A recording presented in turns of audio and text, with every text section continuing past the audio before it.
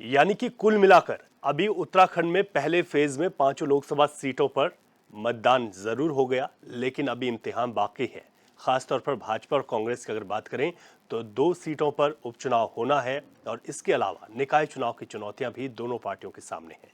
ऐसे में अब किस तरीके की तैयारियां हैं और इसको लेकर राजनीतिक दल क्या सोचते हैं, इसी को लेकर आज हम चर्चा करेंगे। हमारे तमाम मेहमान हमारे साथ जुड़ चुके हैं, उनका स्वागत करते हैं। हमारे साथ संजीव वर्मा जी हैं, भाजपा के प्रवक्ता हैं। संजीव जी, बहुत स्वागत है आपका।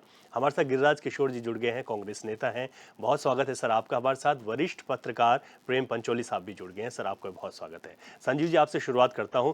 2 सीटों पर उपचुनाव होना है और ऐसे में भाजपा की तैयारियां क्या हैं, क्योंकि इस उपचुनाव में बहुत दिलचस्प मुकाबले हैं दोनों सीटों पर। रवि जी, देखिए, 2 उपचुनाव भी हमारे सामने हैं।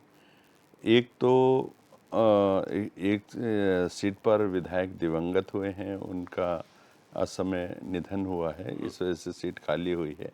और दूसरा, कांग्रेस से एक विधायक, उनको बाय बाय बोलकर भारतीय जनता पार्टी में शामिल हुए हैं। और जिस प्रकार से अभी विगत चुनाव के समय पर और पिछले 3-4 माह में कांग्रेस सहित विभिन्न दलों से लगभग 15,000 से अधिक लोग कांग्रेस पार्टी और अन्य पार्टियों को छोड़कर भारतीय जनता पार्टी में शामिल हुए।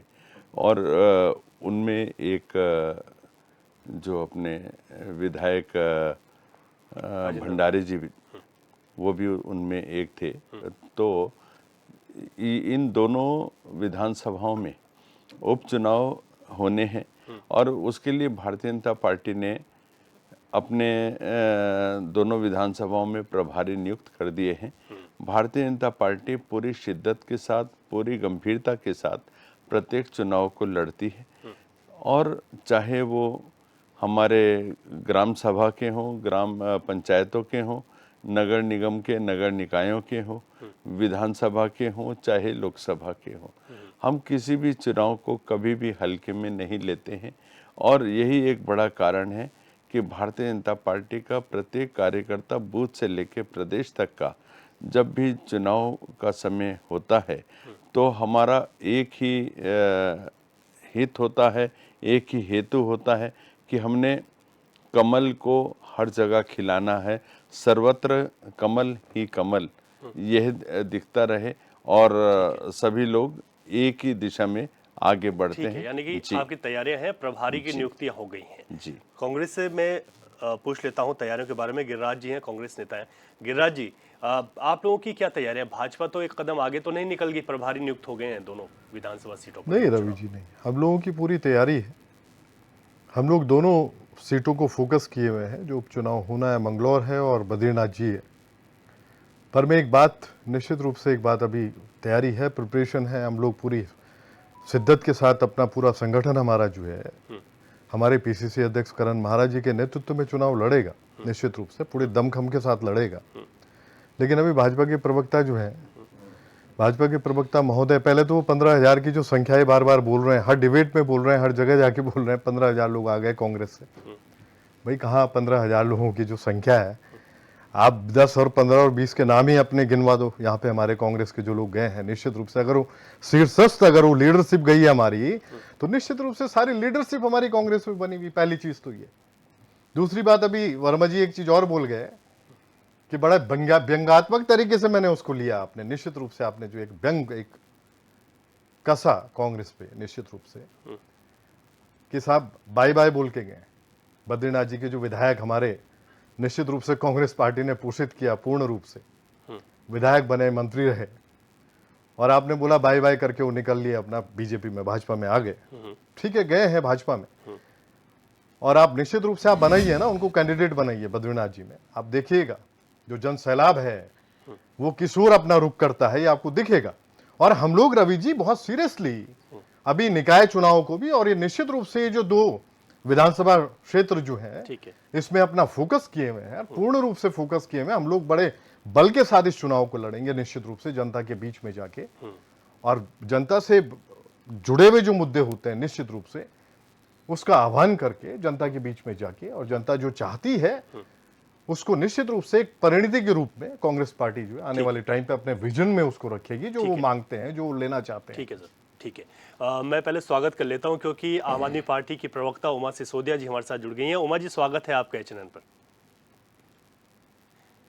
अब उमा जी, आपसे मैं एक सवाल ले लेता हूं, उसके बाद मैं प्रेम पंचोली साहब पे जाऊंगा। उमा जी, आवाज आ रही है आपको? जी आ रही है, जी। आ रही अभी लोकसभा के चुनाव भले ही निपट गए, लेकिन 2 सीटों पर उपचुनाव होने हैं विधानसभा के, और निकाय चुनाव भी हैं। आप लोगों की क्या तैयारी है? क्योंकि निकाय चुनाव में आम आदमी पार्टी के अगर बैकग्राउंड को देखा जाए तो काफी अच्छी प्रदर्शन जो है आम आदमी पार्टी का रहा है, उत्तराखंड में नहीं, बाहर की बात कर रहा हूँ जी। जी जी। देखिए, अभी उत्तराखंड के जो निकाय चुनाव हैं उसके लिए आम आदमी पार्टी भी अपना जो हमारे कैंडिडेट्स की जो लिस्ट है, जो संगठन का जो काम है, उस पर काम कर रही है। लेकिन कहीं ना कहीं इस समय आम आदमी पार्टी उत्तराखंड के लिए थोड़ी सी दुविधा की स्थिति ये है कि हमें ऊपर से, मतलब हमारे हाईकमान की तरफ से ये गाइडलाइंस पूरी तरह से अभी नहीं आई हैं कि हम आम आदमी पार्टी जो है वो अभी इंडिया गठबंधन में कांग्रेस के साथ चुनाव लड़ेंगे या उनसे अलग लड़ेंगे। इसके बारे में भी क्लेरिफाई होना जरूरी है, क्योंकि ठीक है। हम लोग लोकसभा में इंडिया गठबंधन के साथ थे। वहां पे हमने गठबंधन का अपना कैंडिडेट खड़ा किया जो कि कांग्रेस के कैंडिडेट थे। तो हमारी तैयारी पूरी है, हम लगातार अपने संगठन पर काम कर रहे हैं, और खासतौर पर हम लोग इस जो हमारे देहरादून के 100 वार्ड हैं या हरिद्वार के या जो भी दूसरे अन्य वार्ड हैं, वहां पर भी हम लोगों ने अपने कैंडिडेट्स की तैयारी स्टार्ट कर दी है। लेकिन कहीं ना कहीं एक दुविधा अभी मन में है कि क्या हम लोग इंडिया गठबंधन में हैं या नहीं है, इसके बारे में भी क्लेरिफाई होना अभी आवश्यक है। और उसके लिए अभी हमें 10-15 दिन का टाइम दिया गया है, हफ्ता 10 दिन के लिए। ठीक हमारे है। जो प्रभारी जी हैं उन्होंने कहा है कि हाँ। हफ्ता 10 दिन के अंदर हम इस चीज को भी क्लियर कर देंगे। आप लोग अपनी तैयारी पूरी रखिए। सीटें बटेंगी इंडिया गठबंधन की या मतलब अलग अलग लड़ेंगे, इस बारे में थोड़ा सा क्वेश्चन। ठीक है, लेकिन तैयार हैं आप लोग, ठीक है। प्रेम जी पंचोली जी, 2 विधानसभाओं के उपचुनाव बहुत महत्वपूर्ण हैं सर। और अब देखिए, मंगलौर सीट की बात करें तो वहाँ पर तो 6 महीने का वक्त लगभग हो गया। तो ऐसे में कितना यहाँ पर दोनों पार्टियों के लिए इन उपचुनाव का, क्योंकि महत्व तो बहुत है, लेकिन तैयारियां किस तरीके से आप देख रहे हैं? क्योंकि बद्रीनाथ सीट पर बात की जाए तो खुद कांग्रेस के जो प्रत्याशी थे जीत कर वो अब भाजपा में चले गए।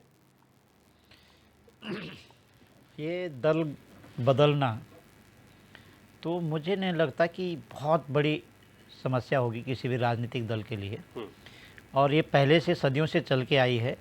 लेकिन जब हम पूरे एक डेमोक्रेसी की बात करते हैं तो जब चुनाव सामने आता है तो कोई भी दल, जो छोटा हो बड़ा हो, अपनी तैयारी करता है। ये एक सामान्य प्रतिस्पर्धा है और वो तैयारी करनी भी चाहिए और अच्छी तैयारी करनी चाहिए। सवाल इस बात का है कि जब हम 2 विधानसभाओं की बात करेंगे, एक विधानसभा को तो 6 महीने पूरे होने वाले हैं, तो मुझे लगता है कि शायद नगर निकाय चुनाव से इन 2 चुनाव को पहले करा देंगे या साथ करा देंगे। जैसे भी चुनाव आयोग की और सरकार के आपस में कंप्रोमाइज होता है या तैयारी होती है, क्योंकि संसाधन भी चाहिए, बहुत सारी चीज़ें चाहिए, विकास के काम भी कुछ पेंडिंग पड़े हुए, कुछ आगे बढ़ाने, कुछ रोकने हैं, कुछ शुरू करने हैं। तो ये तमाम चीज़ों को देखते हुए इस तरह से लग रहा है कि जब एक विधानसभा के उपचुनाव के 6 महीने पूरे होने वाले, तो कॉन्स्टिट्यूशन भी यही कहता है कि 6 महीने से ज़्यादा उसको नहीं रखना चाहिए और उसको चुनाव करवा देना चाहिए। तो कहीं ना कहीं ऐसा लगता है कि शायद ये विधानसभा की तैयारी भी करेंगे, पर जो अपना दल छोड़ करके दूसरे दल में गए या पहले जिस दल में गए, क्या पता वो पहले उसी दल में रहे होंगे, ये भी। तो उसका जो असर, अभी जो लोकसभा चुनाव का असर है, वो सीधा सीधा अफेक्ट करेगा उस उपचुनाव को। इसलिए करेगा कि सबसे पहला सवाल तो यही है कि हमारे पूरे उत्तराखंड में लोकसभा चुनाव में जो मतदान हुआ वो बहुत कम हुआ है। ये बड़ा सवाल है कि पहले चरण का चुनाव उत्तराखंड में और तमाम और प्रदेशों में भी हुआ है, और मतदान का जो रेशो जो हम पिछले 70 साल में देख रहे हैं, बिल्कुल भी नहीं बढ़ रहा। लोकसभा चुनाव का रेशो तो बढ़ ही नहीं रहा, मतदान का रेशो नहीं बढ़ रहा है। जब पंचायत स्तर और निकाय स्तर के चुनाव होते हैं उसमें मतदान का रेशो बढ़ जाता है, लेकिन जो बड़ा चुनाव है जिसमें जब हम राष्ट्र की बात करते हैं और हम विश्व गुरु बनने की बात करते हैं, तो वहाँ पर मतदान नहीं बढ़ा है। और उसके लिए तरह तरह की समस्याएं हैं, कई सारी समस्याएं हैं। लोग न तो राष्ट्र, देश और इस चीज़ को समझ पा रहे हैं। अगर ऐसा लगता है कि अगर लोग समझते कि राष्ट्र की बात हो रही है तो वोट क्यों नहीं पड़े, ये बड़ा सवाल है। अगर उनको राष्ट्र की चिंता होती वोट देने वालों को, तो दबा के वोट पड़ते कि नहीं, इस बार जो है राष्ट्रीय बात हो रही है। उदासीनता भी है ना, उदासीनता है, और ये उदासीनता को समझना बहुत जरूरी है। क्योंकि जब हम मुट्ठी में आ गए ना, अभी हम यहाँ बात कर रहे हैं रवि जी, तो अभी हमारी बात को अमेरिका में सुनाई दे रही है हमारी। जी। अगर वहाँ हमारे इस फेसबुक को सोशल कोई मीडिया। हैंडल कर रहा होगा तो वो हमें देख रहा है वहाँ पर। तो हम जब इतने नज़दीक आ गए हैं, हम सारी चीज़ों को, हमारे जो संचार की सुविधाएं हैं वो बहुत टेक्निक हो रही है, हमारे सब पास आ रही है एक दूसरे के पास समझने की। अब इस बार के चुनाव में देखो आप, समझने जो मैं टेक्निक की बात कर रहा हूँ, इस बार पर्चे पोस्टर उतने नहीं छपे, क्योंकि जो पोस्टर था वो सीधे आपके फेसबुक में आ गया, आपके व्हाट्सएप में आ गया, तो चिपकाने की जरूरत नहीं रही। कार्यकर्ताओं के ऊपर जो बोझ था दौड़ने का, पसीना बहाने का, वो थोड़ा कम हो गया। ठीक बात है। तो बड़ी टेक्निक हो गए हम लोग, लेकिन वोट का रेशो नीचे गिर रहा है। हाँ, वो ये नहीं बड़ा बढ़ रहा। सवाल है, और ये अफेक्ट करेगा हमारे, जब हम उत्तराखंड की बात कर रहे हैं अभी, अगर हम पूरे देश के लेवल पे देखेंगे तो पूरे देश स्तर पे ये समस्या है। तो जब हम उत्तराखंड की बात कर रहे हैं तो उत्तराखंड के जो 2 विधानसभा चुनाव हो रहे हैं उसमें अफेक्ट करेगा। पहला सवाल तो ये है कि उन्होंने पार्टी क्यों छोड़ी। जो दूसरा सवाल है कि जो मतदान करने वाले वो उदासीन है, तो वो अपना वोट कहाँ कन्वर्ट करते हैं। तो ये दोनों सवाल उन पे करेगा। और जब हम मंगलोर सीट की बात करते हैं तो मंगलोर सीट तो सीधा सीधा ये कि उसका जो पड़ोसी विधानसभा है ना, मंगलोर सीट की जो पड़ोसी विधानसभा है यूपी से लगा हुआ है, मुझे लगता है मुजफ्फरनगर है कि या शायद मुजफ्फरनगर ही होगा, तो वहां से प्रभावित होगा मंगलोर पूरा वहां से प्रभावित होता है। दूसरा जो मंगलोर और मुजफ्फरनगर तक का जो पूरा एरिया है, यहाँ से बिहारीगढ़ से लेकर के जो सहारनपुर डिस्ट्रिक्ट का हिस्सा है, यहाँ से और मुजफ्फरनगर तक और पश्चिम यूपी में लगभग भीम आर्मी का एक बड़ा प्रभाव है, क्योंकि भीम आर्मी का जो मुखिया है वो बिहारीगढ़ के से ही आता है, बिहारीगढ़ के पास उसका गांव, उनका गांव है।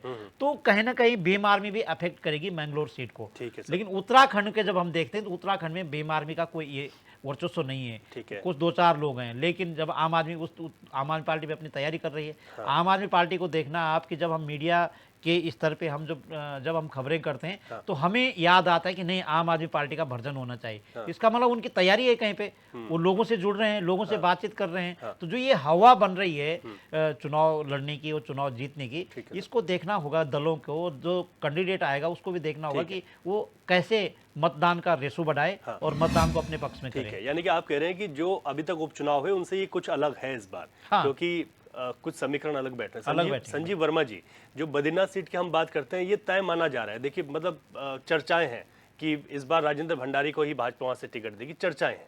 तो ऐसे में दूसरी तरफ बात ये भी है, चर्चाएं ये भी हैं कि एक कैंडिडेट को जिसको जनता जिता चुकी है, उन्होंने दल बदल दिया, अब लोग फिर से वोट की लाइन पर खड़े होंगे उसी कैंडिडेट के लिए। तो ये चुनौती तो नहीं होगी कहीं आपके लिए? रवि जी, देखिए, भारतीय जनता पार्टी हमेशा से ही विकास के साथ रही है। विकास को धरातल पर पहुंचाने का हम लोगों ने काम किया है, और एक बड़ा कारण यही है कि जनता का भारतीय जनता पार्टी के ऊपर एक विश्वास लगातार प्रगाढ़ होता जा रहा है। जिस प्रकार से माननीय प्रधानमंत्री जी के द्वारा जो लगातार गारंटी दी गई, उसके ऊपर आज जनता विश्वास करती है। माननीय प्रधानमंत्री जी जो कहेंगे वो अक्षरशः सत्य होगा, अक्षरशः जो भी वायदा होगा उस वायदे को अक्षरशः निभाया जाएगा। ऐसा एक परसेप्शन इस वजह से बना है कि जनता का विश्वास जीतने में भारतीय जनता पार्टी पूरी तरह सफल हुई है। भारतीय जनता पार्टी के जो भी नेता, चाहे माननीय प्रधानमंत्री जी हों, चाहे माननीय मुख्यमंत्री जी हों, जो वायदे जनता के साथ किए आज तक वो अक्षरशः पूर्ण हुए। अभी यदि हम विधानसभा चुनाव की बात करें 2022 की, तो उस समय माननीय मुख्यमंत्री जी ने जनता के साथ जो वायदे किए थे, चाहे यूसीसी की बात करें, चाहे नकल विरोधी कानून की बात करें, कठोरतम नकल धर्मांतरण कानून की बात करें, अतिक्रमण विरोधी जो अध्यादेश की बात करें, और 30% मातृशक्ति के आरक्षण की बात करें, और तमाम किसानों को समृद्ध करने की बात करें, चाहे युवाओं के रोजगार की बात करें, पलायन की मुक्ति की बात करें, बेहतर स्वास्थ्य की बात करें, शिक्षा की बात करें, तो सर मेरी बात सुनिए। देखिए, ये जो तमाम हमने जनता के साथ वायदे किए और जनता के बीच में भारतीय जनता पार्टी का जो एक विश्वास का एक वातावरण बना है, कि माननीय मुख्यमंत्री जो कहेंगे वो अक्षरशः सत्य होगा, माननीय प्रधानमंत्री जी जो कहेंगे वो अक्षरशः सत्य होगा। जो डबल इंजन की सरकार हमारे यहाँ चल रही है उसके माध्यम से जितने हमारे यहाँ कार्य हुए हैं और उन कार्यों को हर जन जन तक पहुँचाने का जो एक काम हमारी सरकार ने किया है उससे एक भारतीय जनता पार्टी के पक्ष में एक वातावरण बना है। और अभी जो आने वाला उपचुनाव है उस उपचुनाव में भारतीय जनता पार्टी को उसका पूरा पूरा लाभ मिलना भी निश्चित है, क्योंकि भारतीय जनता पार्टी सबका साथ सबका विकास के भाव से काम करती है। हम विदाउट एनी डिस्क्रिमिनेशन, कोई छोटा नहीं, कोई बड़ा नहीं, कोई पराया नहीं, सब हमारे अपने हैं। और जिस तरह से कांग्रेस पार्टी लगातार जातिवाद की बात करती है, जातियों में बांटने की बात करती है और ये रामद्रोही हैं, ये लोग धर्म की बात करते हैं, हम विकास की बात करते हैं। तो ये सारी चीज़ें अभी आप ये देखिएगा, कांग्रेस पार्टी के जो बड़े नेता राहुल गांधी जिन्होंने अभी विरासत टैक्स की बात कर दी, 55% जब कोई अपनी विरासत करेगा तो 55% उसका सरकार को देना होगा। और कितना अन्याय आप कह रहे हैं कि इन चीजों का असर जो है एक मिनट सर मेरी बात पूरी होने दीजिए। आपको ये मानना है पार्टी? एक मिनट मेरी बात पूरी होने दीजिए। विरासत टैक्स इतना बड़ा एक जनता के साथ अन्याय है और जब आपका कहीं पर भी वश नहीं चलता तो विकास का तो आपके पास कभी रोड मैप था ही नहीं, विकास का एजेंडा था नहीं, तो फिर आप सारी बातों को घुमा फिराकर धर्म की राजनीति पर, तुष्टीकरण की राजनीति पर ले आते हैं। तो मैं सोचता हूँ इन सारी चीजों से जनता विमुख हो चुकी है, जनता का विश्वास आपके ऊपर से पूरी तरह समाप्त हो चुका है और भारतीय जनता पार्टी की ओर आकृष्ट हो रहे हैं। ठीक है, उमा सिसोदिया जी आप कुछ कह रहे हैं, उसके बाद मैं गिरिराज जी पे जाऊंगा। उमा जी, मेरे बड़े भाई संजीव वर्मा जी ने अभी काफी सारी बातें बताई कि कांग्रेस ने क्या कहा या किसी दूसरे दल ने क्या कहा। इस समय देश में सबसे बड़ा खतरा मंडराया हुआ है संविधान का।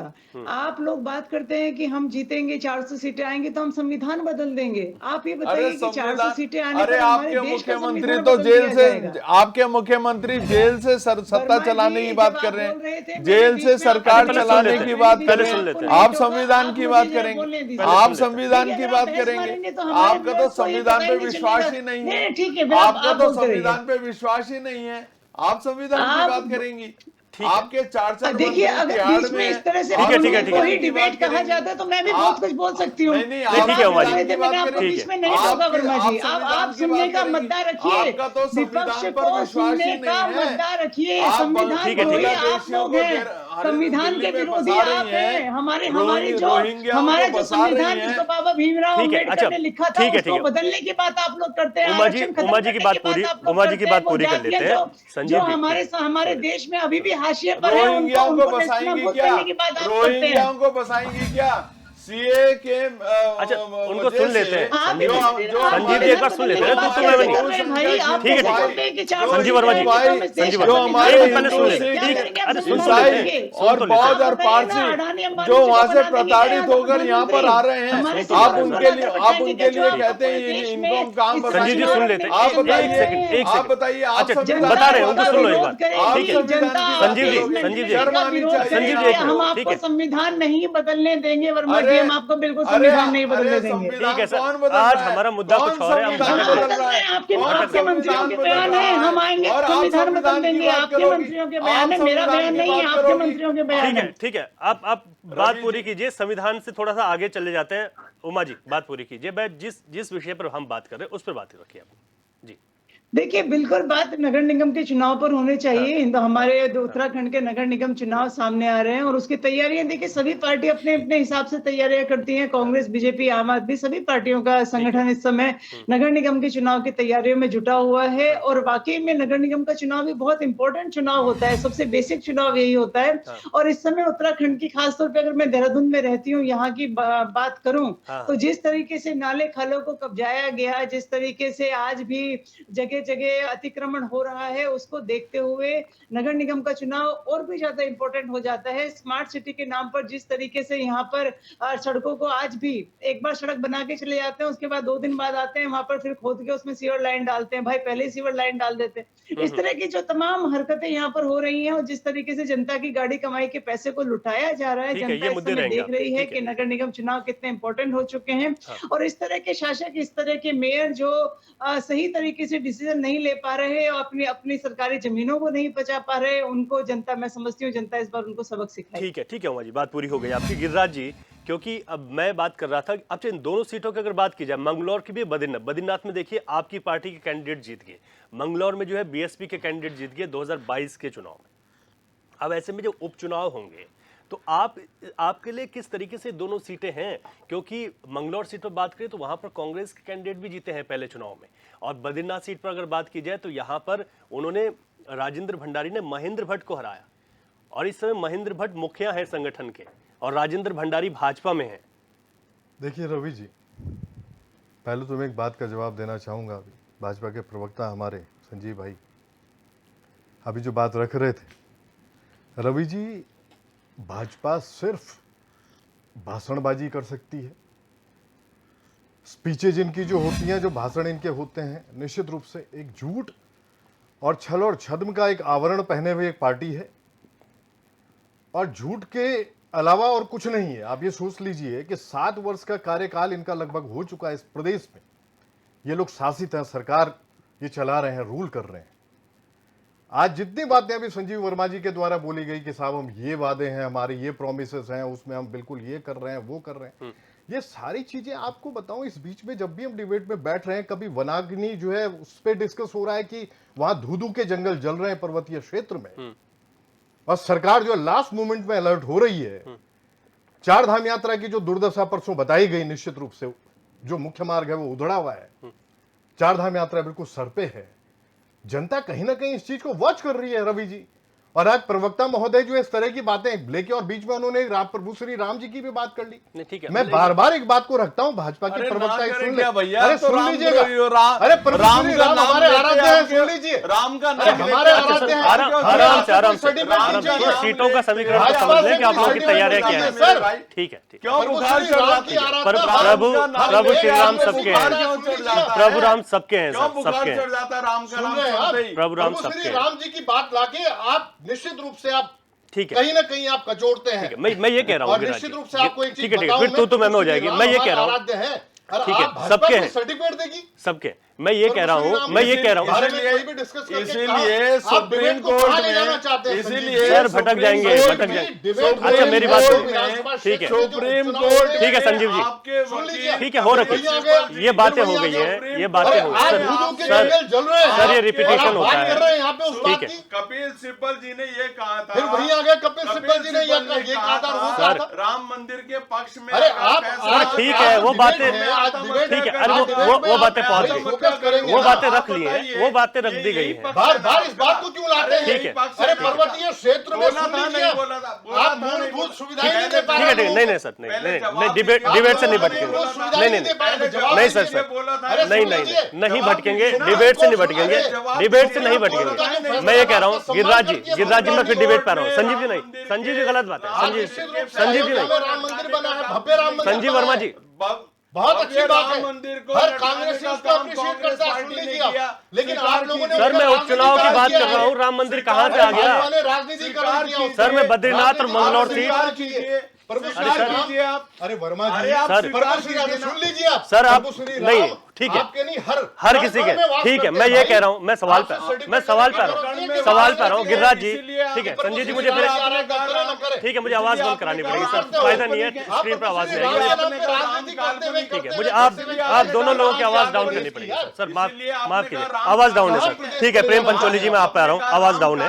प्रेम पंचोली जी, जब हम बात करते हैं उपचुनाव की लेकर, लेकिन उसके बाद भी सर बोलने दीजिए सर, आपकी आवाज नहीं आ रही है सर, आप दोनों लोगों की आवाज नहीं आ रही है, जवाब दीजिए, आप सर अलग से बात कर लीजिएगा सर, आपकी आवाज नहीं आ रही है सर। राम के अस्तित्व पर इसीलिए ठीक है, पंचोली जी आपकी सुन लेते हैं, पंचोली जी जब हम यहाँ की सीटों की बात करते हैं, कांग्रेस पर भी एक चीज ये है कि इन्होंने जो है अपने ही प्रत्याशी, अपने ही जो कैंडिडेट जीत गए थे। संजीव जी गलत बात है, बहुत गलत बात है संजीव जी, बहुत गलत बात है, बहुत गलत बात है गिरिराज जी, बहुत गलत बात है, बहुत गलत बात है। नहीं, डिबेट को अगर ऐसे भटकाएंगे सर, देखिए बहुत कम समय होता है, बहुत ही गलत बात है, बहुत ज्यादा। प्रेम पंचोली जी, मैं दोनों पार्टियों से मैं आपके पास इसलिए आ रहा हूं क्योंकि यहां पर जब सीट, क्योंकि कांग्रेस के साथ ये हुआ कि जो सीट इन्होंने जीती, ये फिर अपने ही विधायक को वहां से नहीं बचा पाए, उनको नहीं रोक पाए। पहले ही दिन वो अब यहां पर अपने गणेश गोदियाल के लिए प्रचार कर रहे थे, कह रहे थे मैं कहीं नहीं जा रहा हूं, एक ही रात में चले गए। यहां पर भी तो कांग्रेस फेल हुई ना सर, पंचोली।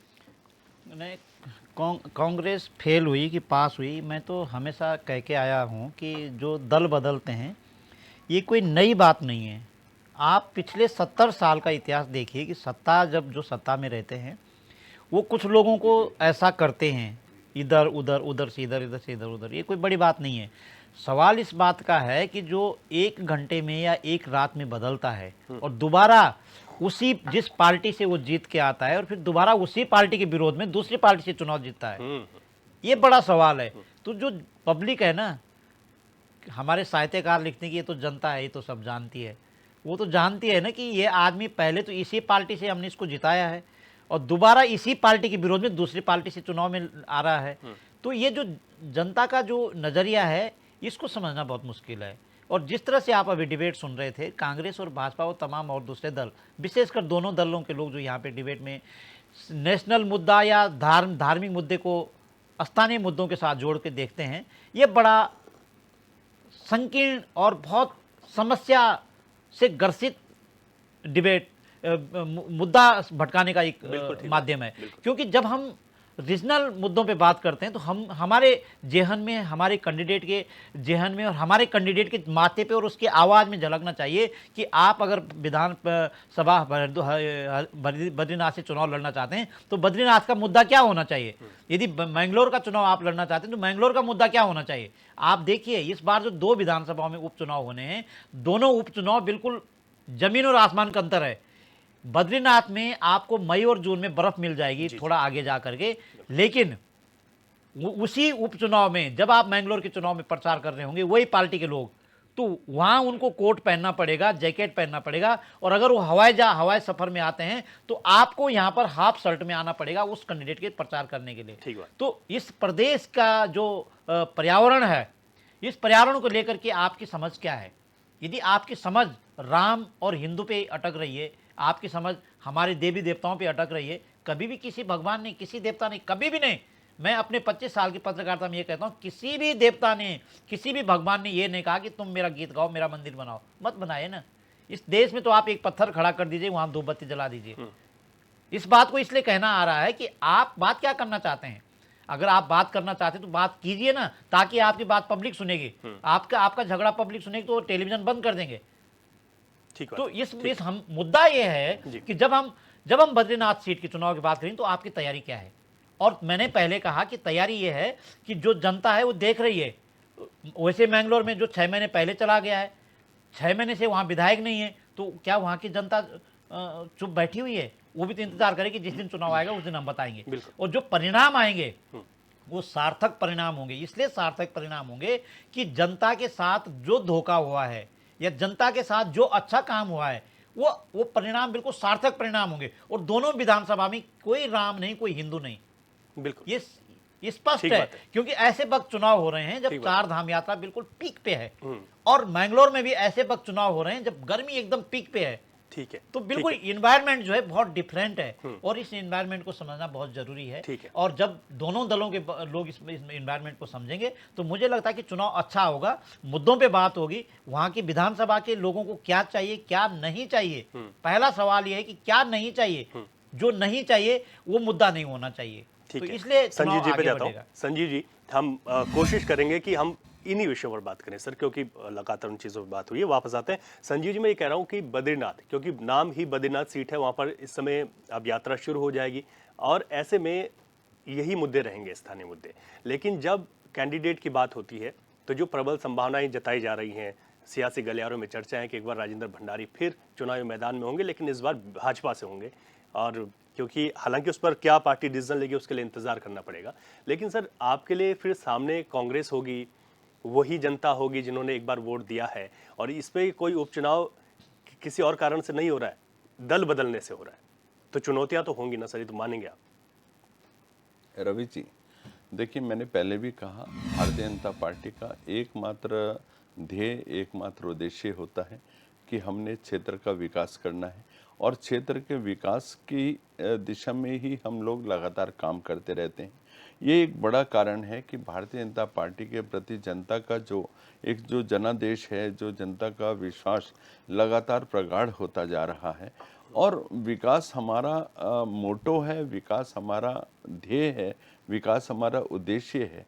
इसी के लिए हम लोग राजनीति में हैं, इसी के लिए अभी आप 2-3 साल पुरानी जिस समय एक कोरोना की विभीषिका आई थी, ये उदाहरण मैं आपको इसलिए दे रहा हूँ, उस समय आप देखिएगा भारतीय जनता पार्टी का जो कार्यकर्ता हाई रिस्क जोन, जबकि उसको पता था कि मैं घर से बाहर निकलूंगा तो सामने मौत खड़ी है, ऐसे समय में भी वो घर से बाहर निकलकर लगातार काम कर रहा था, लगातार ऑक्सीजन प्रोवाइड करा रहा था, जो इंजेक्शन रेमडेसिविर या क्या नाम से था, हाँ, तो उसको उसकी उपलब्धता करा रहा था, दवाइयाँ उपलब्ध करा रहा था। ठीक, तो हमारा कार्यकर्ता जो है वो हमेशा जनता के बीच रहकर जन सहयोग में अपना हाथ बटाता है। यही कारण है कि जनता भारतीय जनता पार्टी के ऊपर लगातार एक उसका विश्वास प्रगाढ़ हो रहा है। वहीं आप कांग्रेस की बात करें, ये लोग अपने कार्यकर्ताओं को कूड़ा करकट, गद्दार, आलसी, सुस्त, निकम्मे, जब इस तरह की बातें करेंगे तो मैं सोचता हूँ यही एक बड़ा कारण है कि आपका जो कार्यकर्ता है वो लगातार आपसे अच्छा, विमुख हो रहा है। एक सवाल ये भी है कि अगर एक चीज मान लीजिए कि जो सियासी गलियारों में चर्चा है कि राजेंद्र भंडारी यहाँ से प्रत्याशी होंगे भाजपा के, मान लीजिए कि आप किसी और कैंडिडेट को यहाँ से टिकट दे देते हैं, क्या आपके पास और भी ऐसे कैंडिडेट हैं जो कि यहाँ पर कमल को जिता सकते हैं? रवि जी, देखिए, भारतीय जनता पार्टी का हमेशा से एक ही नारा होता है, जो भी हमारा कैंडिडेट वो केवल और केवल कमल है। कमल जिसके साथ लग गया वो हमारा कैंडिडेट। और जो भी अभी निकाय के चुनाव होने जा रहे हैं, उपचुनाव होने जा रहे हैं, जिसके साथ भी कमल अटैच हो गया वो हमारा एक तरह से प्रत्याशी। और उसके लिए फिर पूरी की पूरी पार्टी एकजुट होकर लगातार मैदान में आती है और उसको जिताने का काम करती है। अभी मेरे कांग्रेस के मित्र कह रहे थे कि हम झूठ बोलते हैं, हम वादा खिलाफी करते हैं, हम कुछ नहीं करते और हम ऐसी बात करते हैं। तो जो माननीय मुख्यमंत्री श्री पुष्कर सिंह धामी जी ने 2022 में जो वायदे किए, उन यूसीसी लाने की बात करी, क्या वो झूठ था? नकल विरोधी कानून लाने की बात करी, वो क्या झूठ था? ठीक है, अब धर्मांतरण की बात करी, भैया उसका विरोध, आप जवाब विरोध कांग्रेस भी नहीं कर रही है। सर जवाब ले लीजिए। गिरिराज जी की बात आपने बोल विरोध करते हैं, पूरी बात कहां विरोध कर रहे हैं भाई? सुन लेते हैं, विरोध करते हैं आप गिरिराज जी को सुन लेते हैं। यूसीसी का, सर मेरी बात पूरी होने ये दीजिए। बताइए, अरे अगर वो अच्छे रूप में आता है तो उसको अप्रिशिएट करेंगे हम लोग। आप यूसीसी का इसलिए विरोध करते हैं, लेकिन जिस समय आम जबरदस्ती विरोध करते हैं, आम जनमानस से पैदा कर रही है भाजपा ने, बताओ, आमंत्रित किए जा रहे थे, उस समय कांग्रेस पार्टी ने अपने आप को विड्रॉ किया। उस समय कांग्रेस ने कहा हम इसके ऊपर अपना कोई सुझाव नहीं देंगे। तो यानी कि आप तुष्टीकरण की अब जवाब ले लेते हैं। आप डर गए थे कि हमारा तुष्टीकरण से हमारा जो अल्पसंख्यक वोट बैंक है वो हमसे चिटक जाएगा। अब जवाब ले लेते हैं। ठीक है, मेरी बात पूरी होने दीजिए प्लीज। सर हो गई, और को टाइम नहीं मिलेगा। और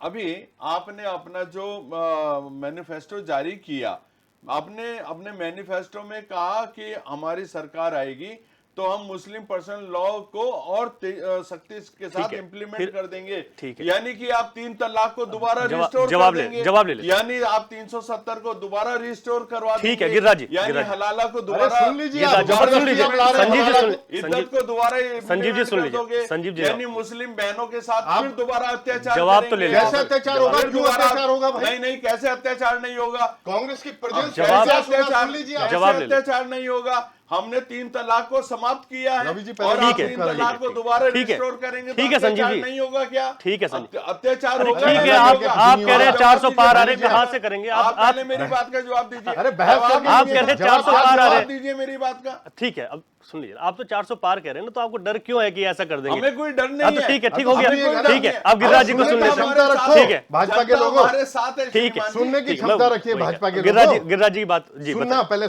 सुनना भी जरूरी होता है। ठीक है, बताइए, सुन लीजिएगा। बताइए, बताइए गिरिराज आज जी। आज जो बार बार विकास की एक बात भाजपा रख रही है, आप यूसीसी की बात ले आए, यूनिफॉर्म सिविल कोड जो है, निश्चित रूप से अगर अच्छे रूप में वो सारी चीजें होती हैं तो कांग्रेस उसको अप्रिशिएट भी करेगी और हम लोग साथ खड़े होंगे आपके, निश्चित रूप से होंगे। विकास के नाम पे पर्वतीय क्षेत्र की अगर बात हो रही है तो निश्चित रूप से आज ये कांग्रेस पार्टी का मानना है कि आज पर्वतीय क्षेत्र विकास शून्य हो चुका है। सुन लीजिएगा, कोई नीति नहीं है आपके पास जो वहां पे अरे सुन लीजिए, पहले सुनने की आदत डालिए आप। 10 साल आपकी भी सरकारें रही, आपने ठीक है, क्या लीजिए। किया उसका अरे हमने जवाब किया वो दीजिए। सारी बातें रखूंगा, जवाब पहले दीजिए सुनने की उसके आदत लिए डालो भी। आप। ठीक है, सुन लेते हैं। जो पर्वतीय ठीक है। क्षेत्र में आज की डेट में जो वहां पे जो एक मास वास कर रहा है, गांव में जो रह रहा है, जो बचा हुआ मास है, रवि जी, ठीक है, वो निश्चित रूप से बेरोजगारी आज वहां पे चरम पे है। ठीक है, आप ही बताइए। आप पारंपरिक खेती जो हमने जब ध्यान दिया उपचुनाव था होगा, 2012 और 17 के बीच में, जब उपचुनाव- मंडुए को और झंगोरे की अगर मैं बात करता हूं रवि जी, निश्चित रूप से इसीलिए करता हूं भाई कि अगर आप लोग अगर 7 साल से शासित है तो आप लोग कर क्या रहे हो? ठीक है, मैं ये कह रहा हूँ Sanjeev ji, growth sector Sanjeev develop कर रहे जी, हैं संजीव जी, क्या? मैं पूछ रहा हूँ, मैं अरे सवाल ग्रोथ पूछ सेक्टर रहा हूँ, सुन मैं लीजिए, सवाल पहाड़ पूछ रहा में- हूँ, मेरे भाई, सवाल पहाड़ पूछो, में सवाल सुन पूछो। ग्रोथ लीजिए, सेंटर पहाड़ में डेवलप जो किए, बैटरी वहाँ के इंडस्ट्री किसानों सवाल की- पूछो, सर। वहाँ के कर रहे हैं पहाड़ में किसानों समय को की उन्नत मत कीजिए। करने का काम किया। ठीक है, ठीक है, आप सर। मालूम नहीं ठीक है, संजीव जी, मैं सवाल पूछ रहा मालूम हूँ। नहीं गिरिराज जी, है। सवाल ये है, डेवलप कर गिरिराज रहे हैं, जी, मालूम ही नहीं है। गिरिराज जी, सवाल, आपको मालूम ही नहीं है। गिरिराज सुनने जी, की तो आदत रखिए, पहले हॉर्टिकल्चर, सुने तो सही एग्रीकल्चर में रवि आप जी, कितना संजीव आगे जी, बढ़े हैं, अपनी बात को आपको रखिए। जानकारी ठीक है, होनी ठीक है। चाहिए। गिरिराज जी, सवाल ये है, जब अगर मैं एक सीट की बात कर रहा अरे हूँ, बोल रहे हैं, बद्रीनाथ आप सीट की बात बोल कर रहे रहा हैं, हूँ। क्षेत्र में कभी आप- जाना नहीं होता सर, है। आप देहरादून में बैठ गलत वाली बात। बातें कर रहे हैं। सर, ठीक है, मैं ये कह रहा हूँ, उत्तराखंड को बदनाम ठीक है, करने सर, की बात भटक रहे कर हैं, रहे हैं। भटक रहे हैं। चार मैं ये कह रहा हूँ, साल को डिफेंस मैं ये करने कह रहा की हूँ, बात करते हैं। मैं ये कह रहा हूँ, उत्तराखंड ठीक है, को महरूम करके रखा हुआ लोगों को यार। ठीक है, ठीक है, उन ठीक है। लोगों की बात हम लोग करेंगे भाई। कांग्रेस पार्टी अगर ठीक बात हो गया, करेगी, करनी चाहिए, तो आप करनी भी चाहिए, पायदान ठीक पे है, जो बैठा ठीक हुआ है। व्यक्ति उमा है, सिसोदिया गरीब जी, ग्रामीण, उमा उसकी बात करेगी। ठीक है, उमा गरीबी सिसोदिया, हटाओ का लीजिए। नारा उमा आपने सिसोदिया दिया जी, था। याद है, गरीबी ठीक है, हटाओ का अरे नारा जंगलों में आपने पहले दिया आग था। सर, बुझाओ। ठीक है। अरे धूधू के जब सर, पहले- औरों को पहले पूछो। आप ये बताइए, सर। गरीबी हटाओ का नारा दिया था, संजीव जी। कितनी गरीबी ठीक हटा है, दी। ठीक है, उमा जी, गरीब उमा जी, हटाने का आप काम क्योंकि किया आपने। आपने दोनों गरीबी पार्टियां नहीं सुन ली, हटाई। जो आमने सामने जिनमें मुख्य टक्कर मानी जाती है उत्तराखंड के भीतर, वो दोनों की बात आपने सुन ली है। मैं ये कह रहा हूं कि अगर उपचुनाव की बात आती है तो आप लोगों के आपने अच्छी बात की कि देहरादून में निकाय चुनाव को लेकर इन मुद्दों पर हम बात रखें, चाहे स्मार्ट सिटी हो। अब वो लोगों को देखना है कि उसमें कितना काम हुआ है, कितना नहीं हुआ है। मुद्दे की आपने बात की है, मैं उसी मुद्दे की बात कर रहा हूं कि अगर मंगलौर और जो बद्रीनाथ के उपचुनाव हैं, इस पर भी अगर आप लोग अब सामने चुनावी मैदान में आते हैं तो किस तरीके के मुद्दे आप लोगों के रहेंगे? भाजपा और कांग्रेस के खिलाफ किस तरीके से आप लोग लड़ पाएंगे? इन दोनों ही पार्टियों ने आज तक यहाँ पर सत्ता में रही हैं। बिल्कुल स्पष्ट कर देना चाहती हूँ कि हम लोग 2022 के बाद आम आदमी पार्टी ने कोई भी उपचुनाव नहीं लड़ा है, जी, तो जी। मुझे नहीं लगता कि हम लोग मंगलौर या बद्रीनाथ के उपचुनाव को ठीक लड़ेंगे। है, निकाय चुनाव देखिए, को हमारी पार्टी अभी नई पार्टी है। हम लोगों ने अभी एक विधानसभा चुनाव यहाँ पे लड़ा है। मैं समझती हूँ कि बीजेपी वाले कह सकते हैं कि हम लोग लड़ नहीं रहे, हम लोग भाग गए, लेकिन मैं समझती हूँ कि जिस तरीके से आम आदमी पार्टी स्लो एंड स्टडी अपने कदम रख रही है, हम लोग बहुत ज्यादा जल्दबाजी में नहीं है कि हमें ये चुनाव भी लड़ना है, वो चुनाव भी लड़ना है। तो मैं समझती हूँ कि जो मेरी अंदरूनी जानकारी है अपनी पार्टी के लिए, मुझे नहीं लगता कि हम लोग बद्रीनाथ और लोकसभा का ठीक हो गया, दूसरा जो ठीक है। उपचुनाव है हम लोग लड़ेंगे। निकाय चुनाव पर क्या रहेगा? देखिए, बिल्कुल निकाय चुनाव की हमारी तैयारियां हैं। हम लोगों ने फ़ोकस किया है कि हम लोग निकाय चुनाव कम से देहरादून और हरिद्वार, ऊधम सिंह नगर और के जो मेयर के जो चुनाव है, वो हम लोग ज़रूर लड़ेंगे। देखिए, मैंने फिर से कहा कि हम लोग नई पार्टी हैं, हम लोग अपना जो बेस है, वो धीरे-धीरे बनाने की कोशिश उत्तराखंड में कर रहे हैं। हम लोगों ने लोकसभा ये सो विधानसभा का चुनाव भी लड़ा, 70 विधानसभाओं में हमने चुनाव लड़ाया, 3.5% हम लोग वोट लेके आए। तो वही स्ट्रेटेजी इस समय हमारी चल रही है कि हम लोग अगले 5 साल में 10 साल में अपने आप को उत्तराखंड में कहाँ देखते हैं। तो एक तरीके से संगठन की नींव बिल्कुल मजबूती के साथ रखी जा रही है ठीक है। और उसमें निकाय चुनाव को लड़ना आम आदमी पार्टी के लिए काफी अच्छा रहेगा। लेकिन फिर भी मैं कहूंगी कि हम लोग अभी आला कमान की हमारे जो कांग्रेस और बीजेपी, कांग्रेस और आम आदमी पार्टी की जो हाई कमान है, वो अभी इस बात पे ठीक विचार मंथन कर रहे हैं कि हम लोग कौन कौन से चुनाव आगे एक साथ गठबंधन में लड़ेंगे। तो जल्दी ही हफ्ते भर 10 दिन के अंदर ये स्थिति हमारे लिए स्पष्ट हो ठीक जाएगी। है संजीव जी, मैं आपके पास इसलिए आ रहा हूँ क्योंकि शॉर्ट में ये बताइएगा इसी मुद्दे पर कि निकाय चुनाव में आम आदमी पार्टी चुनौती है आपके लिए, क्योंकि ये वही आम आदमी पार्टी है जिन्होंने निकाय चुनाव से ही शुरुआत की थी, सत्ता में है दिल्ली में। संजीव। रवि जी, देखिए हमारे लिए कोई भी चुनौती नहीं, आम आदमी पार्टी को तो हम किसी प्रकार की चुनौती समझते ही नहीं है। ठीक है। हमारे यहाँ उत्तराखंड में जो प्रमुख विपक्षी दल है वो है कांग्रेस पार्टी। ठीक है, कांग्रेस को चुनौती समझते हैं आप? नहीं नहीं, कोई चुनौती नहीं सर।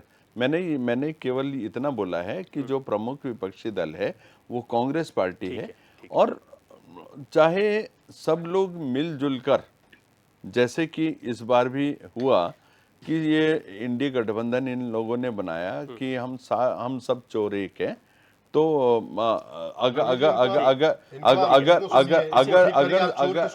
अगर सर ऐसे शब्द नहीं, आप सुन लीजिए, ठीक है। आपकी भाजपा चोर है। आपने कहा संजीव, आप ठीक है, चोर नहीं ठीक है, बोलेंगे। आपने कहा, संजीव जी ने कहा, चोर नहीं बोलेंगे। संजीव जी ने कहा, भ्रष्टाचारियों को शामिल किया हुआ आपने यार। नहीं है, ठीक है। अजीत पवार को लाने वाले आप लोग हैं, अरे चोरों को लालू के साथ चोरों को लाने मैंने वाले आम आप लोग आदमी हैं। पार्टी का सवाल पूछा था, मैंने आम आदमी पार्टी का सवाल पूछा था संजीव जी। केजरीवाल चोर कैसे बोल दिया इन्होंने? ठीक है। अरे नहीं है क्या है ये? कैसे कैसे स्टेटमेंट दे रहे हैं यार? अरे नहीं है क्या सर ऐसे शब्दों में? नहीं है क्या मेरे भाई? ऐसे शब्द। आप लोगों के ऊपर कोई जेल में है या अरे कोई भ्रष्ट जेल लोग में- आप हैं, कोई भ्रष्टाचार जेल में है लिप्त या आप कोई लोग हैं, जेल आपकी में- पार्टी है। अब मैं कोई गिरिराज जी जेल पे में जा है या कोई जेल में है। ठीक है, ठीक चोर है, संजीव जी कैसे बोलो। कर सकते हैं? इनकी बात ठीक है, से चोर स्वीकार है। करिए ना, ये कुछ भी अरे बोल रहे। स्वीकार करिए ना। नहीं सर, स्वीकार कोई करिए। खुद को सुन लीजिए, चोर आप आज स्वीकार स्वीकार कौन करेगा करिए। सर? कोई आप जेल कोई में चोर है या खुद को कोई स्वीकार जेल नहीं में करेगा, है? गलत बात है। जेल में जेल ठीक है, सारे गिरिराज जी, भ्रष्टाचारी जितने गिरिराज जी। भ्रष्टाचारी आपकी पार्टी में। ठीक है संजीव जी, मैंने आपसे सवाल पूछा था भ्रष्टाचारी आम आदमी पार्टी आपके लिए कितनी चुनौती, आपने कहा कुछ नहीं है। ठीक है, कोई अब गिरिराज, चुनौती नहीं है। ठीक है संजीव जी, हो गया। हमने विकास किया है, हो गया, डेवलपमेंट हाँ, किया है, वही कहा आपने। सभी नगर डेवलपमेंट किया है। निगमों में, ठीक है। नगर निकायों में हमने सारा ग्राउंड जीरो प्रदेश पर विकास काम करना किया पड़ा। अब गिरिराज है, जी। और उसी की बदौलत ठीक है। जनता भारतीय जनता ठीक पार्टी हो गया के गिरिराज जी, सभी ठीक है मेयरों को संजीव, जिताने संजीव वाली जी, है। रवि जी, गिरिराज जी, मैं निकाय चुनाव पर कह रहा हूँ। बिल्कुल, मैं अभी एक बात पे आ रहा हूँ, निकाय चुनाव पे आ रहा हूँ। हम लोगों की जो प्रिपरेशन है वो पूरी तरह से, हम लोग निकाय चुनाव जो है, निश्चित रूप से निकाय चुनाव अपने आप में जो है स्थानीय लोकतंत्र जो होता है, स्थानीय लोकतंत्र को, एक डेमोक्रेसी जो होती है, एक लोकल बॉडी, एक छोटी जो सरकार होती है, वो लोकतंत्र मजबूत होना बहुत जरूरी है किसी भी प्रदेश में। निश्चित रूप से एक छोटी सरकार के रूप में, एक छोटी डेमोक्रेसी के रूप में वो होता है, और निश्चित रूप से उसका मजबूत होना बहुत जरूरी होता है। लोकल जो इशूज होते हैं, निश्चित रूप से वो नगर निगम, नगर पालिका, नगर पंचायत के थ्रू सॉल्व होती हैं सारी चीजें। उसका परिपक्व होना, उसमें चुनाव जल्द से जल्द, इन्होंने लिंगर ऑन किया, सारी चीजें आपके सामने है कि कोर्ट का आदेश हुआ, निश्चित रूप से संज्ञान लिया उच्च न्यायालय ने, उसका सम्मान हम लोग करते हैं, कांग्रेस पार्टी करती है। निश्चित रूप से उन्होंने संज्ञान लिया, उसके बाद इसमें एक्शंस हुए, और आज जब भी चुनाव जो है, जल्द से जल्द चुनाव की तो मांग कर रही है कांग्रेस पार्टी, और हम लोगों ने तो आवेदन भी लोगों के लेने आज से शुरू कर दिए हैं।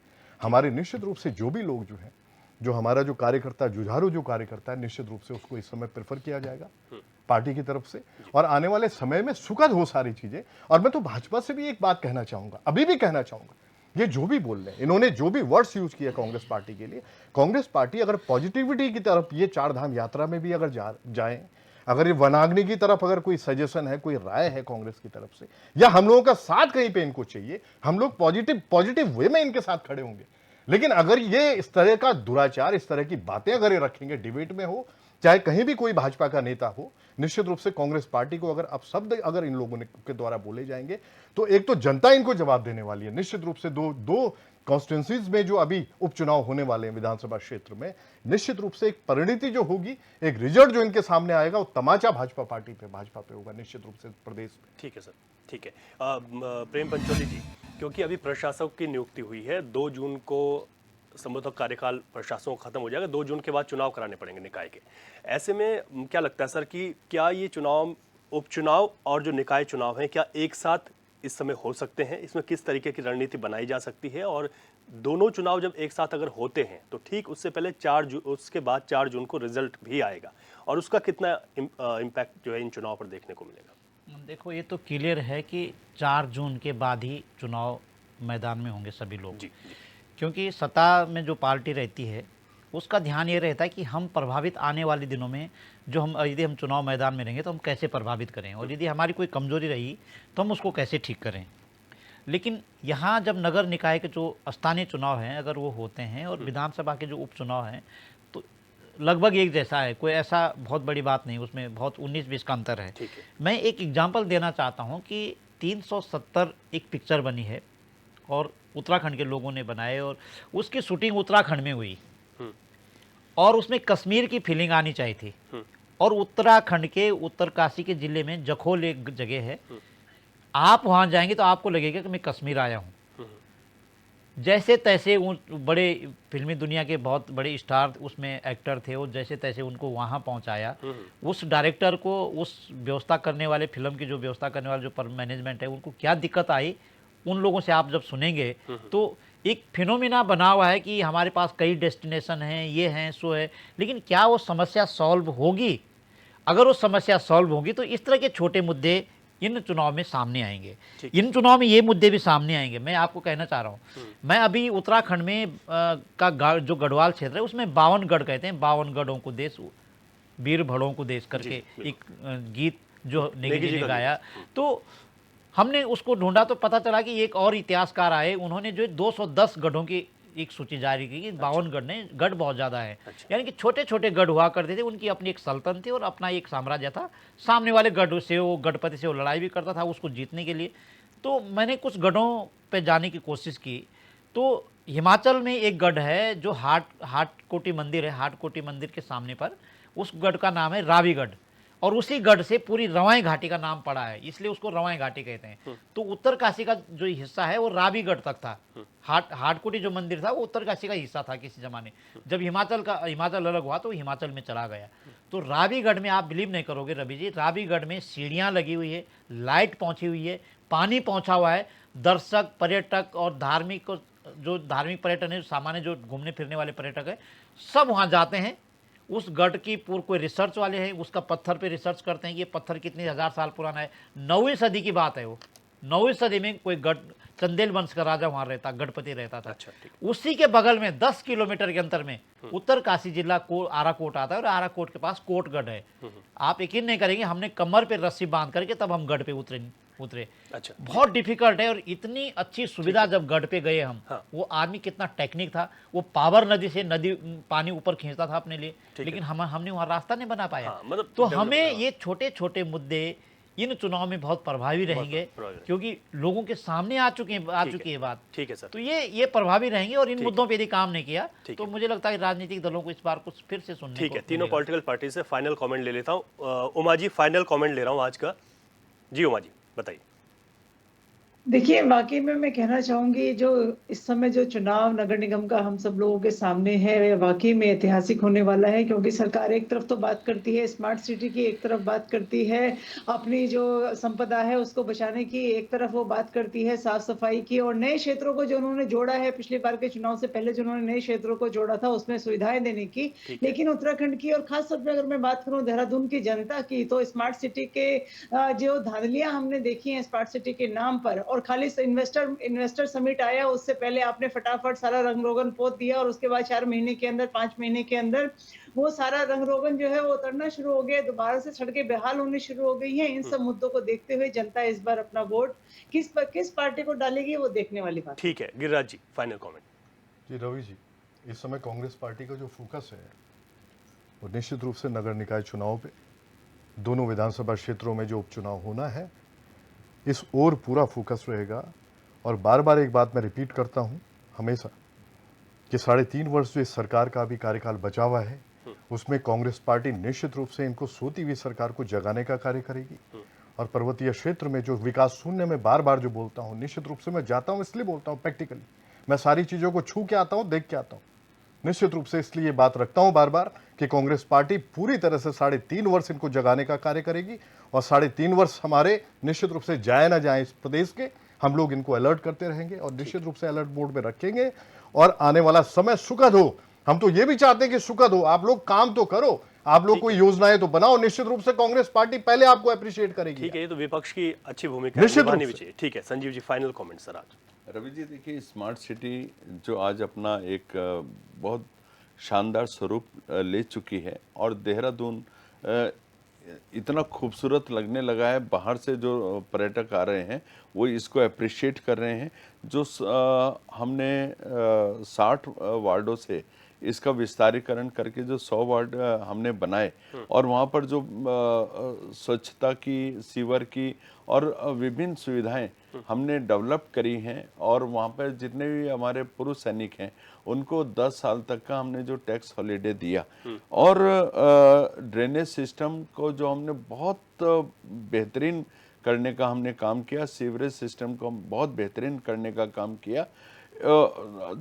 आने वाले समय में जो हमारा नगर निकाय के चुनाव है उसमें जनता हमारे तमाम कामों के ऊपर भारतीय जनता पार्टी को बहुत एक बम्पर विजय के साथ पुनः नगर निकायों में स्थान देगी। ठीक है संजीव जी, गिरिराज जी, प्रेम पंचोली जी, उमा सिसोदिया जी, आप सभी मेहमानों का बहुत बहुत शुक्रिया। आपने अपनी बात हमारे बीच रखी और क्योंकि अब वक्त बहुत कम है, बाई इलेक्शन के लिए हो या निकाय चुनाव के लिए हो, लेकिन उससे पहले इंतजार 4 जून का भी है कि इस बार किस तरीके से उत्तराखंड में लोकसभा की सीटों पर रिजल्ट आने वाला है। लेकिन तैयारियां भाजपा, कांग्रेस और आम आदमी पार्टी ने निकाय चुनाव के लिए अभी से शुरू कर दी हैं। लेकिन जनता समझ रही है और तमाम जो विकास कार्य हुए हैं जिनका जिक्र हो रहा है उसको देखते हुए वोट होता है या फिर जो नाराजगी है उसको देखते हुए वोट होता है, ये आने वाला वक्त तय करेगा। क्वेश्चन आवर में इतना ही, इजाजत दीजिए, नमस्कार।